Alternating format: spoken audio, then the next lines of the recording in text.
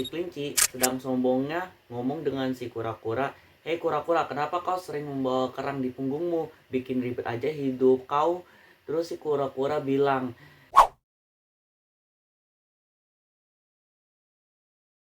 "Halo guys, kembali lagi ke channel YouTube aku Sultan Setia Negara.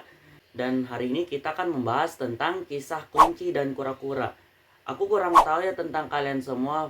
Dari dulu, dari zaman sekolah kalian sering gak sih dengar cerita kelinci dan kura-kura ini?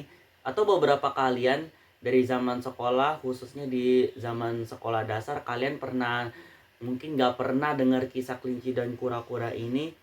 Feel free ya buat mengisi di comment section tentang cerita zaman sekolah kalian. Dari umur ke berapa kalian baru tahu kisah kelinci dan kura-kura ini?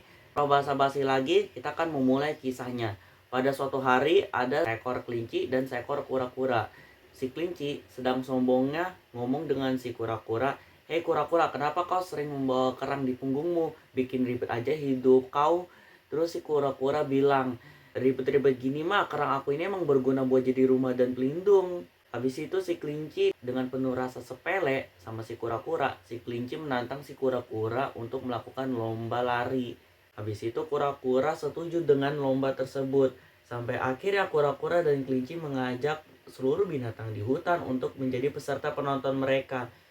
Saat lomba lari dimulai, kelinci dan kura-kura siap sedia, terus memulai lombanya sampai akhirnya kita tahu lah kelinci kan larinya cepet ya. Jadi kelinci emang udah ke depan ke kura-kura.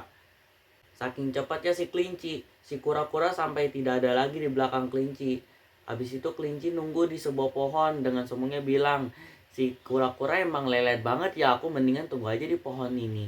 Habis itu kelinci gak lama kemudian dia ketiduran di pohon tersebut.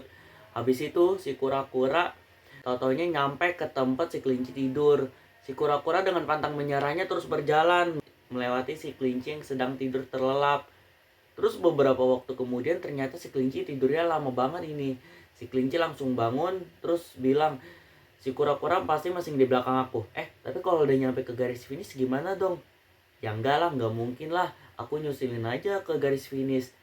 Tau-taunya bener juga, si kura-kura sudah menyusul ke garis finish. Pas si kelinci melihat si kura-kura mau nyampe ke garis finish, si kelinci terus ngebut, sampai akhirnya si kelinci kalah dari lomba tersebut dan kura-kura mencapai garis finish. Dan akhirnya kita mendapat moral dari cerita ini adalah pelambat itu selalu memenangkan lomba. Tapi kadangkala seiring berjalannya waktu di umur kita yang semakin dewasa ini, kita makin mikir-mikir nih tentang banyak sekali mindset atau pola pikir tentang moral dari cerita pelambat itu selalu memenangkan sebuah lomba. Ya sesimpel kayak kita memikirkan tentang mindset baik dan mindset buruknya. Contoh mindset buruk, kita misal pergi kerja di kantor, terus kita terlambat kantor tersebut karena kita melakukan undaan, nggak ada alasan yang urgent gitu karena kita terlambat gitu. Nah itu baru mindset yang salah. Harusnya dengan mindset buruk itu kita harus memperbaiki diri, bahwasannya kita harus menghargai waktu, dimana dengan menghargai waktu kita menggunakan waktu yang kita punya seefisien mungkin untuk menyelesaikan pekerjaan selama kegiatan di kantor kita.